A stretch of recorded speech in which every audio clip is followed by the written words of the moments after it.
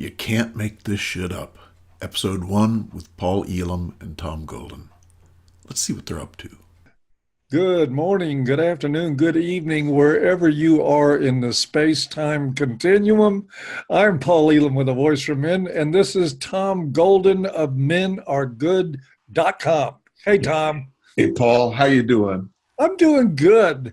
You know, I think we really got to take a final shot at it this time. You and I have been trying a few times to name this discussion.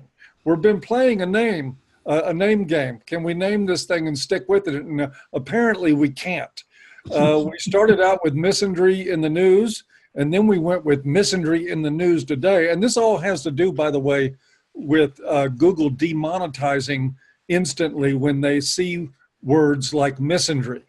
And so, of course, our response to that is to rename the show, You Can't Make This Shit Up.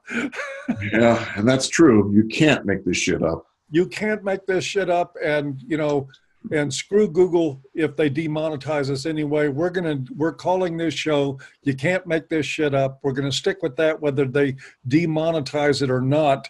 And it's a good fitting name, because as you'll see from the 4 stories we're going to cover tonight and all the stories we're going to end up covering on this, that the only thing you can say is you can't make this shit up, because you could not possibly make this shit up. It's mind-blowing. And if anybody out there wants to do a graphic for us with the You Can't Make This Shit Up, please feel free and let us know. Yes, we love fan art. Yeah. Come up with do that. something. I've put up something, but, you know, if you can do something better, that'd be great. And let me take that back. I really don't like the word fan. I don't want to say I have fans, but if you support art, let's call it that. That's good. You getting all hot and bothered there, Tom? Oh, that was my fan. Oh, I'm sorry. Oh, Elam. The longer I stay alive, the more senior moments I have. Okay, well, you ready to get started, Tom? Yeah, man. Yeah, you can't make this shit up. Let's get started. I want to start this thing off this evening with a story about a young man named Keith Bailey. Keith Bailey is a middle schooler in Colorado Springs, Colorado. And Keith Bailey was drugged out of his classroom by the police in handcuffs on a sexual assault allegation, that would make Clarence Thomas envious. Here's the story. Let me just give you the rundown. And of course, there are links below for anybody who wants to follow up on this. And there will also be a link to the defense fund for this kid, which I think is a really good idea. Yes, I think so too. What happened was, on social media, he decided he picked an avatar that was of an African American. And that apparently upset one of his little girlfriends, who identifies as a feminist. And she demanded that he change the avatar back to what he had, because it was racially insensitive for him to have an avatar that depicted an African American.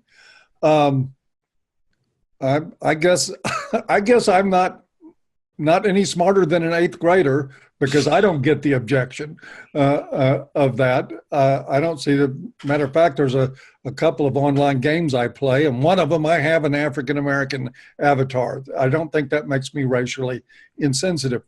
Just anyway, they harassed him and tried to bully him into changing it. He defied them, much to this young man's credit. He stood up for himself and said, no, I'm not going to change it. This is insensitive. They wanted him to be politically correct. He said, no, I'm not going to do it. So what did they do? They fabricated an allegation of sexual mistreatment. These were his little girlfriends. Well, the school officials pulled him into an office and interrogated him for approximately 2 hours, not confronting him with specifically with what he was alleged to have done, but just demanding that he confess to generic sexual abuse type behavior, which is, I mean, and this, hey, look, we're just getting started. This story gets crazier as it goes along. Well, he didn't have anything to confess to, so he didn't. So in their frustration, the school officials at this middle school in Colorado Springs, Colorado, called the police and had the police arrest him on allegations alone. And he has been charged, apparently, with some sort of, sexual mistreatment, sexual assault of some nature, facing 2 years in a juvenile facility for doing it. And there was an exchange. The police would not even tell the parents what he was arrested for. The school would not tell the parents what he was arrested for. Eventually, the boy's mother got it from one of the girls' mothers, who said that he had sexually touched her inappropriately, done something to that effect during a football game. Well, it turns out that he was with his own mother and his actual girlfriend during that football game the whole time. He never left his mother's sight. And the mother confronted the accusing girl's mother with this and said, look, I was with my son the whole time. He was never out of my sight. This couldn't have happened. He was with his girlfriend, not out groping other girls. And the accusing girl's mother's response was, oh, well, it was probably a different game then. Click, goodbye. This is, now, what I've read from the story, the father is declining to identify the school that's involved here and declining to identify the name of the arresting officer in the case. And, I'm sort of split on this. There's a part of me that wants to be critical of that, because one of the reasons that this crap keeps happening is because we don't name names in this culture. We don't call out people publicly for what's going on. On the other hand, he is this boy's father. The boy is in legal trouble, and I am sure he is doing what he is doing out of fear that anything he does to antagonize the school or the police department may be turned around and inflicted back on his son. And so it's hard for me to sit in judgment of that. But this is sort of, Tom, I've always seen this as the real catch-22 of these cases. And I've talked to, I've had tons of people contact me over the years saying I've been accused, I've been falsely accused, I'm being tried, I'm going through this, I'm going through that. Well, okay, the most I can do is help you take this public. Oh, well, no, I can't do that. And when we talk to these people's lawyers, they always say, absolutely not. So it's like this problem has to be perpetuated in secret. And it's a real catch-22. Tom, your mic is muted. I just realized I'm not speaking up. There's so much shame on the microphone. There's so much shame involved in this that people don't want it to come out. And I don't blame them one bit. But that's part of the problem, is if it doesn't come out, then it doesn't change. And people don't hear about stories like this. A 13-year-old being handcuffed and taken to a squad car from middle school. I mean, that's just like, no, head explode time. He didn't do anything. He didn't do anything. Over an allegation that it had not just taken place. It was allegedly from some football game. If somebody said he was just in the girls' bathroom jumping on one of the girls, then I could almost understand an arrest, almost. Yeah. But still not without any proof. But over an allegation, I hope that the cop that did this was just trying to rescue this boy from the school officials. And why put handcuffs on him, Paul? Yep. Yeah. That's wishful thinking. That's unforgivable. It's absolutely unforgivable. A 13-year-old. Come on. This was a nice kid, apparently. Oh, yeah. A's and B's in school. Teachers liked him. Yep. Everybody liked him. It just goes to show you, if it can happen to a Supreme Court nominee, yes, it can happen to anybody. Yes. And they don't care that it's just an innocent 13-year-old boy. Exactly. They don't care at all. I guarantee you, feminists are rooting for this boy's life to be destroyed. Power of false accusation. It's a disgusting, disgusting story. Now, a couple of members, one member in particular of my Facebook staff has been in touch with the father, and I'm trying to get an interview. That may not be a safe thing for him to do, Right. but I'm going to try because I would like to at some point, hopefully, maybe it'll happen after all this blows over, and this guy will get a chance to speak up. But Yeah. one of the things I want to do, and I want to put it out there myself, and I have had no contact with the father myself at all, is that if anybody out there knows the school that this happened in, knows the arresting officer, knows the teachers involved, the school staff involved, please contact me at anearformen@gmail.com. I would very much like to know, because I would like to start calling to see if I can confirm their identities. Yeah. I understand why the father needs to protect his son in this way. And I don't begrudge him that at all. Right. But we also have a problem here. This is every boy in the long run. This is Exactly. every boy. This is all of our schools. This is our culture. This is our society. These are our sons that they're doing this to. And when I did some research on the story, Tom, I came one story after another. A 7-year-old leaving a school in handcuffs. Really? One story after another. If you do research on this story, you will come across one incident after another of always young boys being accused of something and being drug out of school, often in handcuffs. Wow. It needs to stop. That's crazy. That's crazy. I mean, whatever happened to the presumption of innocence? You know, it's gone. It is gone. And people are so afraid to confront feminists and say, look, you're nuts. You're out of your mind. This is crazy. We need to start doing that. The emperor has no clothes, you know?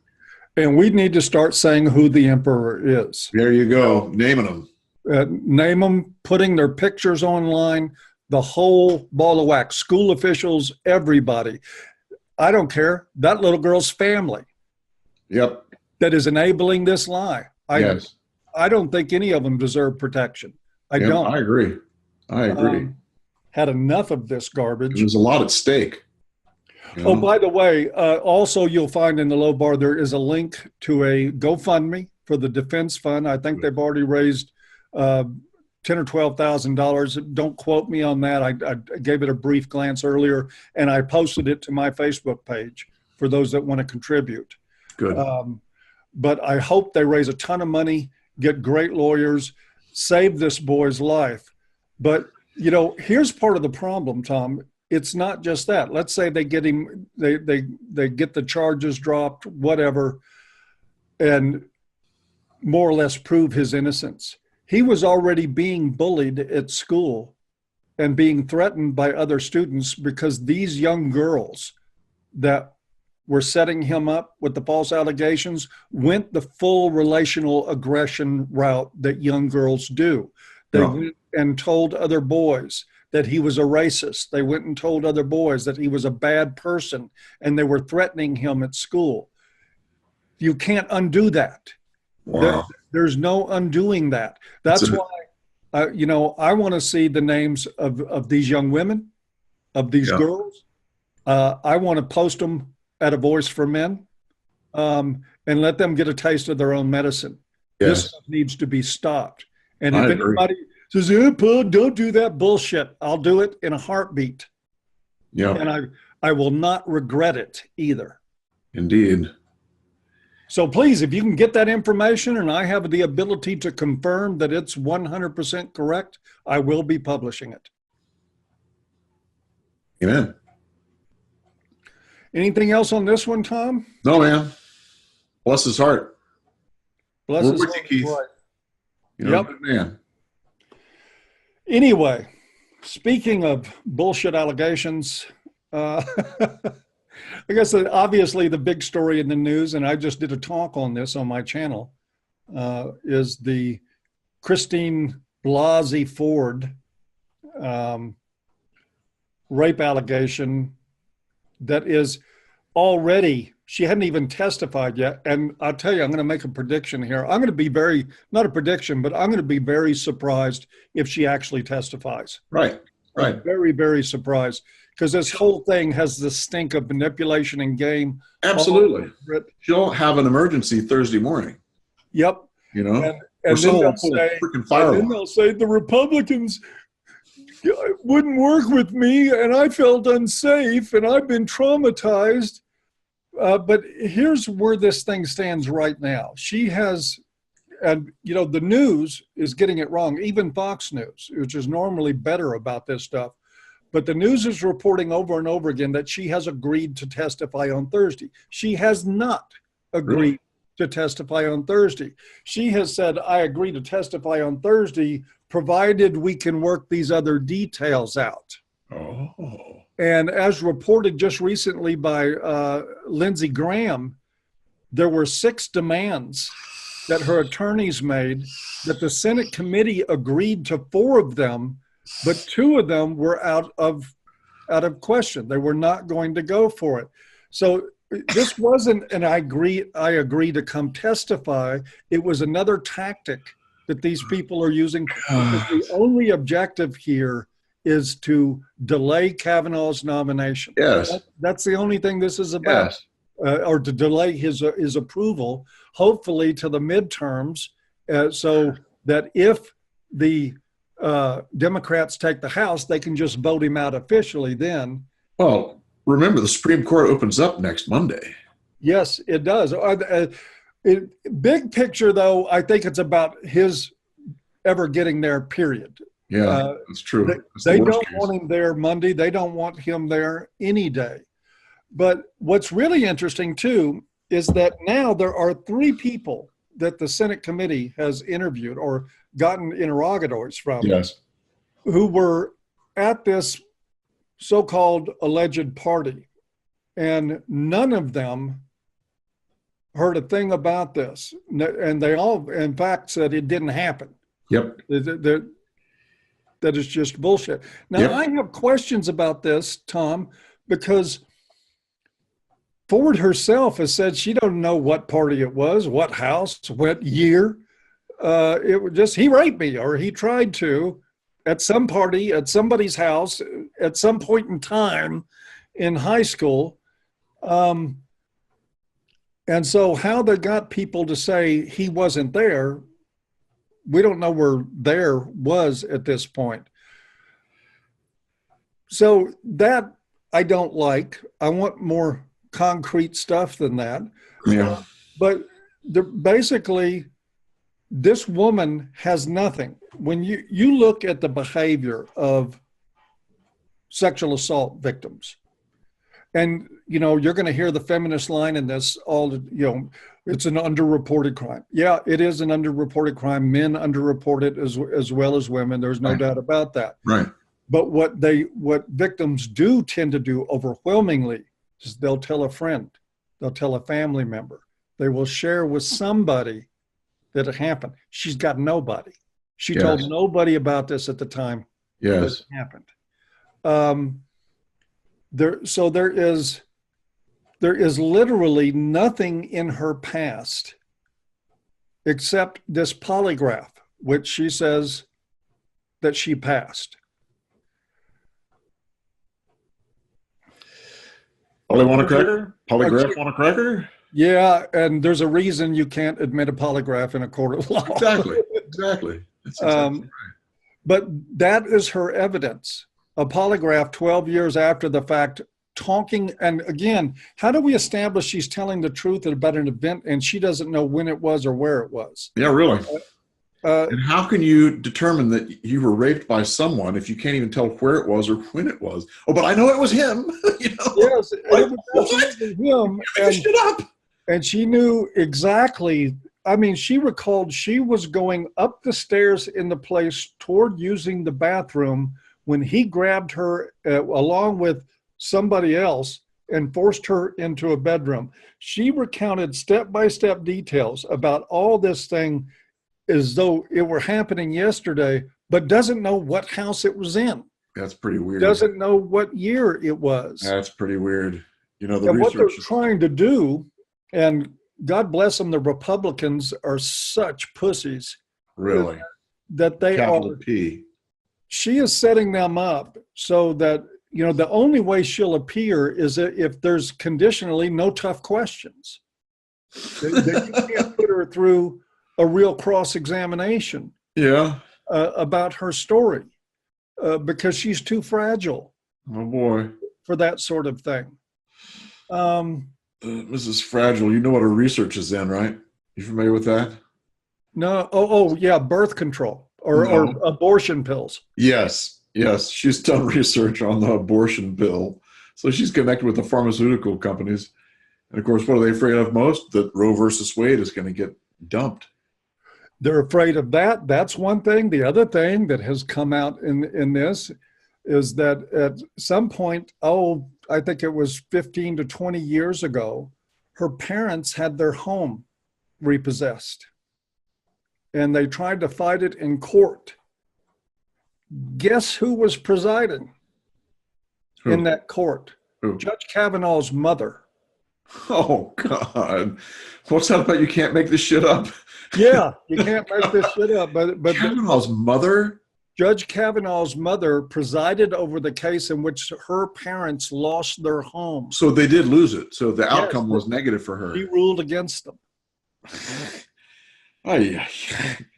That's crazy. Yeah, I mean, I'm assuming that's been verified. It was on Fox News last night. Wow. Again, but it's the power of the false accusation and the absolute wimpiness of anybody calling cards on someone who falsely accuses. I mean, it's just, and so it just runs rampant. And what I've seen, 13-year-old or Kavanaugh. Yeah, exactly. And you know what I've seen all over television about this, Tom? What just absolutely amazes me is that you do have a lot of conservatives that are critical of this, that are skeptical about her, that are skeptical, that are standing behind Kavanaugh, right, that are trying to analyze and do their talking head routine on the problem. And of course, unfortunately, we live in a society where the word gynocentrism cannot come up. But that's what's driving all this cowardice in the Republicans is the gynocentrism. They're afraid of pissing women off. That's it. They are. That's it. And this is when, when guys used to come in the comments for the past few years and they would come in and say the only way to solve these problems is to repeal the 19th Amendment. For years, I just rolled my eyes. Because to me, just in a constitutional society, according to our Constitution, people have to be allowed to vote. But I tell you what, when I look at what the woman's vote has done to the course of politics, now we have every male politician associated with this is terrified of even saying something critical about Ford, of challenging her too much, of looking at this obvious bullshit story and calling it obvious bullshit, that the bias is there. She is a fucking political activist. Yes. That scrubbed her internet history as much as she could before all this came up and went to the Washington Post with her polygraph test as soon as Kavanaugh got nominated. I mean, this is all political bullshit. It's obvious that it is. And what do you hear when you turn on Fox News and you listen to even somebody like Jesse Waters? Well, I believe she believes something happened to her. Really nice. We can't be mean to her because, she's, you can't treat, and Harris Faulkner, you can't treat survivors that way. She's a survivor. Of what? Of her bullshit? Exactly. I agree. You can't make this shit up. That is exactly what I was thinking. I mean, it's so crazy. I mean, they are so immune to any kind of questioning or any kind of fact-finding. It's like, what? It's just amazing what the feminists have done. I mean, my hat is off to them in some ways. They've been really effective in shutting down men, And the conservative men are no better than the left. Absolutely not. Not a bit. Yeah, they're all afraid. All of them. Even, oh God, what's his name? Normally I like him, Ben Shapiro, Yeah, just putting on the kid gloves, talking about her with all the delicateness in the world. that's right. And you talk about, he's a guy that is one of the masters at just calling bullshit, Shapiro is. And He's got those gynocentric glasses on. he knows he better not piss off the women. Yeah, And that includes the other women at Fox News. You know that. yeah. Can't upset them by calling this lion hoe a lion hoe. Ain't that the truth? But thank God we can. Indeed, and it's fun too. So Yes, it is fun. what the hell? If it wasn't so tragic, because this is honestly heartbreaking. This Yes. guy has led an exemplary life. It tells you something that if they got to try to stretch into something that allegedly happened when he was 17 years old in order to have something against him, he has lived an immaculate, spotless life, or they would have something else they would be dealing with. Yep. And he deserves this nomination. He has made himself stand out as a brilliant legal mind and a very qualified judge. Yes. And he's just being destroyed. And now, even if he gets through and gets the vote, he's going to be the rapist on the Supreme Court. Well, my way of looking at it is he's going to be the man who's been falsely accused and sees very clearly the power in that. And he and Clarence Thomas are going to be in a little club together. You know, what did he call it? A digital lynching? Yes, You he know? called it a high-tech lynching. Yeah, high-tech lynching. That's right. High-tech lynching for uppity blacks that won't do as, and what Thomas was talking about in the uppity blacks, he was talking about blacks that won't stay on the Democratic plantation, Yeah. blacks that dare to think for themselves. Yes. Yes. And they sure enough showed him there's a cost for that. Yeah, but at least he made it to the Supreme Court. And hopefully Yes, he Kavanaugh did. will also. And I hope that Kavanaugh makes it. I don't But know. it really is tiresome seeing men be put through crap like this and 13-year-olds be put through crap like this. It's just unacceptable. I mean, we cannot sit by and let this kind of thing happen. You know, everyone needs to stand up and say bullshit. You know, whether you And this kind of thing happens because this world generally sits by and lets these kind exactly. of gutless politicians and ignorant, unconscious politicians. I mean, most of these guys, if you sat down and explained gynocentrism to them for a month, might end up with a little bit of a clue and then would quickly stick their finger in the wind and say it doesn't matter. But part of it's ignorance, but I'd rather just write it all up to being worthless, gutless politicians. Yeah. Indeed.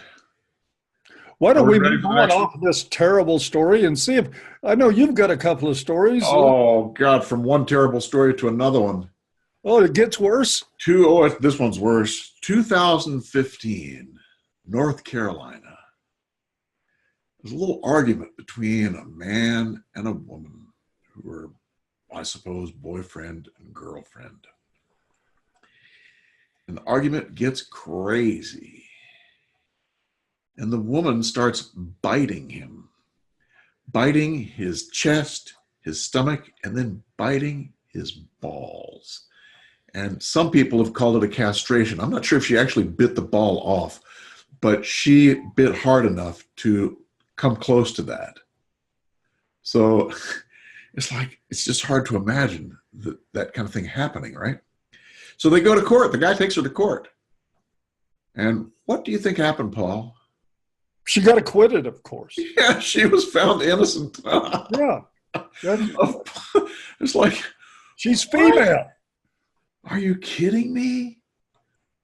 She admits that she bit his balls, and she said she was trying to defend herself. Trying to defend. I'm going to defend myself by biting you in the balls. At first, she bites his chest, bites his midsection, then bites his balls, and that's a self-defense move. Oh, God. So he's trying to get her off, apparently. And he said that he did hit her while he's trying to get her off. And I can understand that. I'd hit somebody, too, if they had their damn teeth around my nuts. I mean, Well, they wouldn't even have to get near my nuts. yeah, really, exactly. If it was coming close to that. And that's when we talked about this story, that was one of the things that came to my mind. And I wonder if you got any thoughts on it. He admitted that he hit her. I mean, admitted like it was doing something wrong, Sure. which it wasn't. But he said that he hit her in the course of this. Yes. You know, as somebody is biting me in the chest and they're continuing to bite and their head's moving lower, I'm going to beat the fuck out of them. I'm not just going to hit them. I'm going to grab hair and start pounding face until they quit moving. Yes. I had similar thoughts. So I'm wondering if this guy held back because it was a woman. Ooh, good point. Good point. Yeah, because boy, if she's doing that, she is just in range of the fist and in danger of being completely pummeled.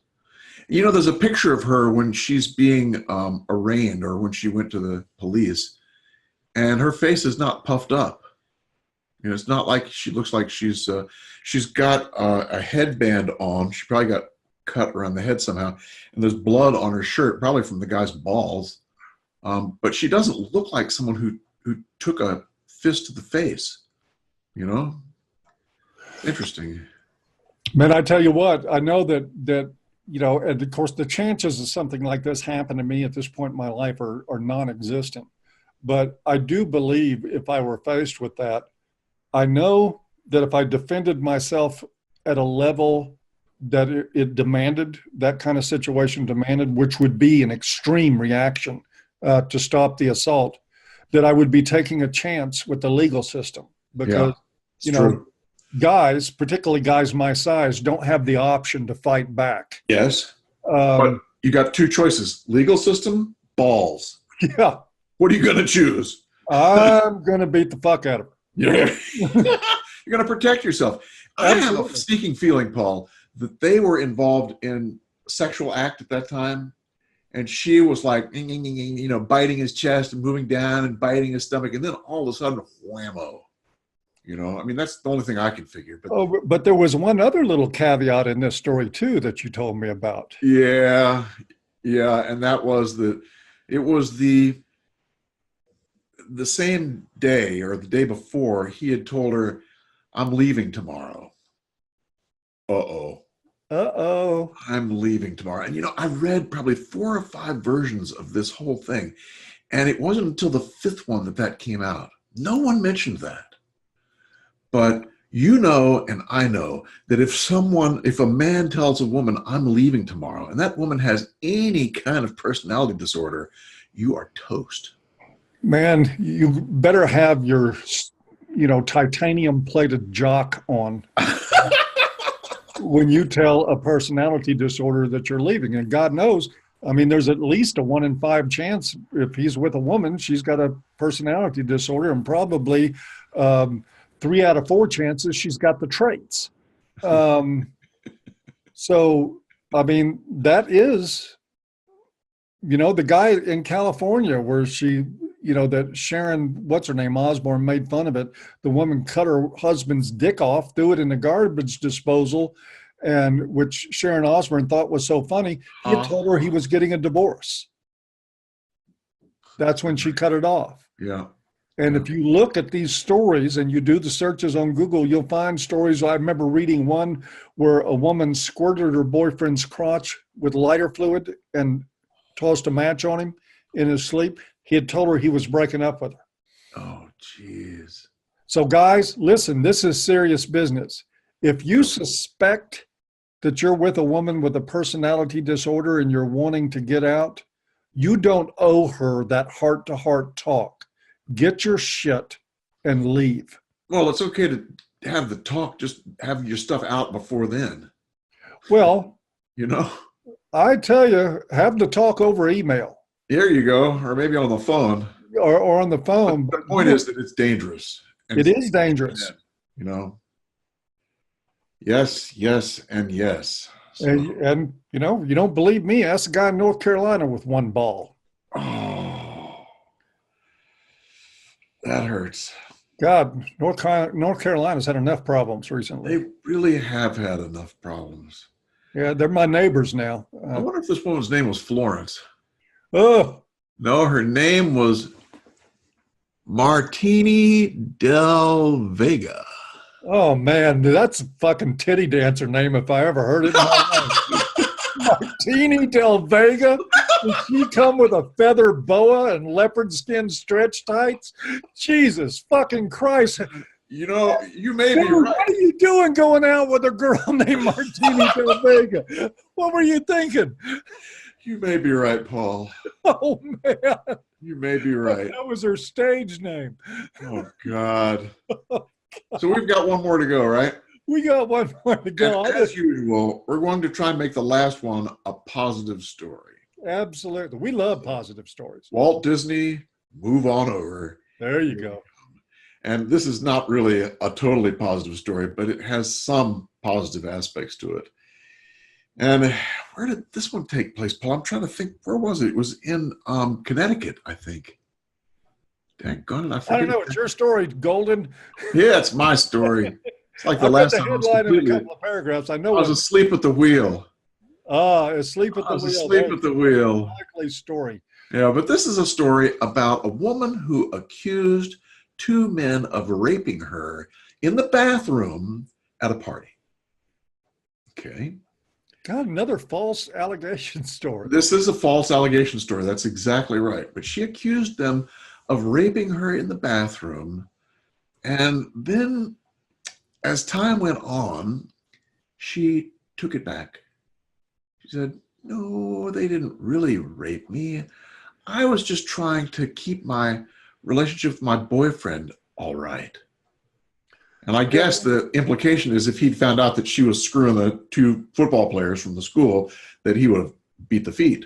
I've known a few boyfriends in my time, and I think the knowledge that their girlfriend or fucking guys in the bathroom probably give them pause for reflection on that relationship. Yes, you would think so. So they took her to court for false allegation. And in fact, the police charged her with malicious tampering of evidence, I think, something like that, and something else, false allegation kind of thing. And she plea bargained down to, what was it, tampering with evidence or something like that, something misdemeanor, but she got a year in jail. Which is hardly enough, but No, it's not even close to being enough. But it's better than nothing, you know? That's the life of red pill men. We're like beggars. We're happy to have crumbs. Bring on the crumbs. That's a whole lot better than the guy that's had his ball bit off that didn't get anything. He got nothing except embarrassed by the whole thing. Better than the 13-year-old boy getting drug out of school in handcuffs. Oh, man. But anyway, here's what happened. In court, while they were reading one of the guy's victim statements, you know, in a problem like this, they'll have the victim of the crime, like a murder, the people whose family member was murdered will put a statement together and they'll read it during the court before the sentencing, I think. And they were reading one of these, and as his statement about all of the trouble he had gone through because of this woman rolls her eyes and apparently groans, like that. How can you treat me so unfairly? All I did was tell a lie. Oh my God. They basically said this woman has zero remorse. She doesn't have any sense of what she did. And listen to what one of the guys said. It's powerful.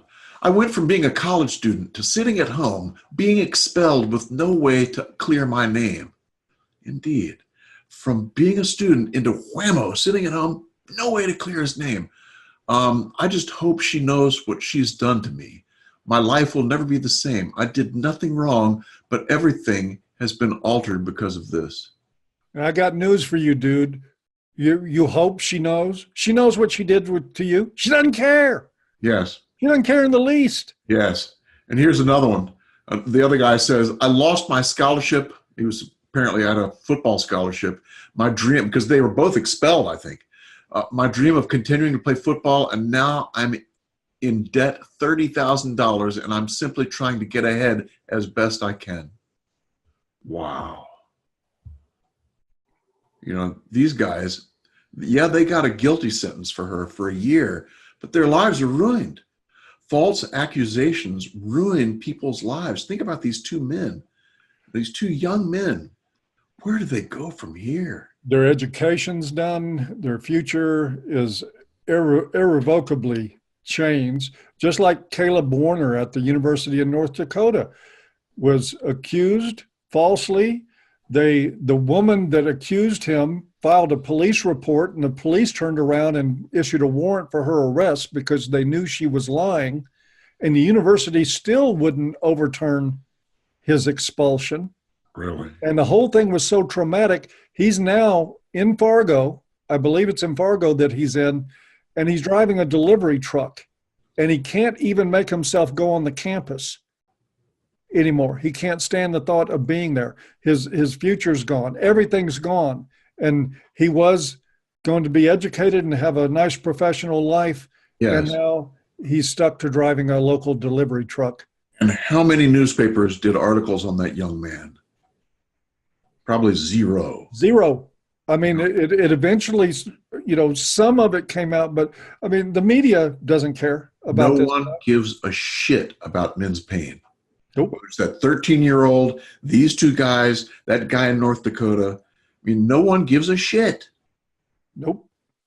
And that's why I urge men all the time and hold their feet to the fire. Guys, you have to give a shit. You have to care about yourself. You have to be willing to fight. And you have to be willing to take responsibility for the fact that these borderline hoes that you get hooked up with that are bad news, you're begging for problems. Yes. I know that's sort of a blame the victim proposition. Well, yeah, you goddamn right it is. It's a blame the victim proposition. If you go to bed with a whore, you'll wake up with fleas. And that is, and you can't blame the whore for that. No, you got to look at yourself. Stay away from them. Yep. I mean, yep. There is women in this world. I don't know how many, but there are women in this world that won't bite your balls off if you break up with them. Yes. You gotta have enough sense to not be with a woman like that. Yes. Yes. And that sense comes from valuing yourself. You know, you are a good man as you are. You are worth a mint. You're worth more than a mint. You got to take care of that. Take care of yourself. You're worth it, man. You are worth it, period. I never met a woman in my life that was worth one bead of my sweat in an effort to prove that I was worth it to her. Yeah. Effort to prove myself. But we never met one. We are hormonally juiced to do just that, Paul. Yep, we are. And that is the demon we got to face. And it's exactly right. But it's in us. Yes. That's what we have to face. Yes. And we have to replace instinct with values. Yes. Get around some red pill men. Join Paul's Patreon site or my Patreon site and get involved in the groups we're doing. You know, yeah, these groups are great. Oh my gosh. Red pill men checking in every week, talking about how their week was, what's happening. It's incredibly healing. Just being able to be in an environment where they can talk to a whole group of men about everything, all kinds of personal stuff, but red pill living, real red pill living, yes. MGTOW living, red pill principles in relationships, all kinds of good stuff. And not have everybody in the group knows they're not crazy, that they're telling. Yes, exactly. That's what the guys say in my group. They say, look, this is the only time during the week that I can come where people don't think I'm nuts. you know? Absolutely. Or they're either think you're nuts or you're keeping your mouth closed so they won't think you're nuts. Yes. One of the two things is happening. Yeah, absolutely. Yeah, is that a plug for our Patreons? You bet. bet it is. Absolutely. And it's worth it. You get It's a plug for your life, you know, because there's nothing like this. And I call it the red pill oasis. You know, it's kind of like an oasis. It sits out there, and it's well worth checking out. absolutely. So yeah, that's a good plug. Out. I tell you what, it is substantially less than buying one thought dinner. And for those of you who know what a thought is, What is it? I don't know. a thought, a THOT, that hoe over there. Oh, how did I not know that? So you can kick in $1 a month to my Patreon and come to 4 groups a month. Mine or too. actually 8 because we have them on Wednesdays now too. I'd say that's pretty good money compared to buying dinner and drinks for a thought. Yeah, man. It's cheap. You can come in for $1 or $2 a month and just be with red pill men who understand what's going on. Maybe that's a good place. Is that a good place to stop, Paul? Good enough for me. You got more? No, sir, I don't have more. I will have more next time because, you know, the world is not running out of stories for you and I to cover in this little chat. Man, you can't make this shit up. And men are good. Are good. I wanted to beat you to that again. I beat you this time. Oh, you beat me to it. I beat you. Men are still good. They are. There. Even if Paul loses sometimes. We'll see you guys. All right, let's see if I can turn this fucking thing off. Turn the fucking thing off.